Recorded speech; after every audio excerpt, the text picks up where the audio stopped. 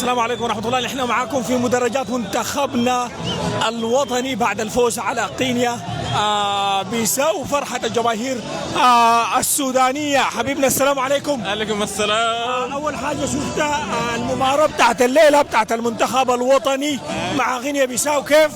ورأيك شنو في الفوز؟ يا سلام، الحمد لله الحمد لله. نتمنى ديما سوداننا فوق إن شاء الله. ديما سوداننا فوق. نتمنى ان شاء الله المباراة الجاية انه يكونوا احلى من كده.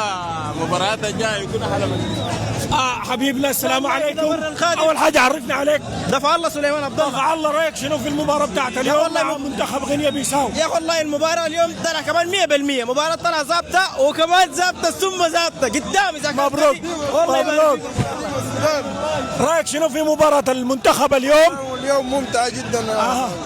نتمنى اقول المباراة القادمة انتصار ان شاء الله. ان شاء الله.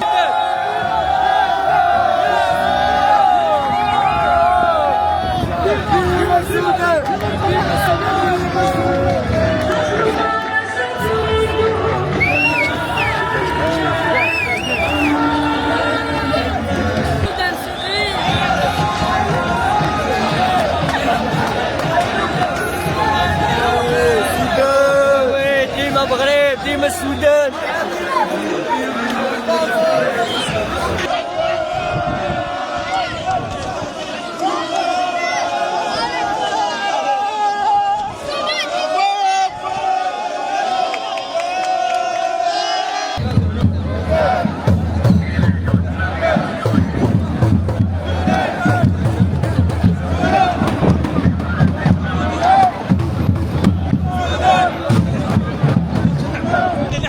متواصلين معاكم في ردود افعال ما بعد مباراة السودان وغينيا بيساو بعد الفوز فوز المنتخب السوداني على غينيا بيساو. شايفين الفرحة الكبيرة قدامنا.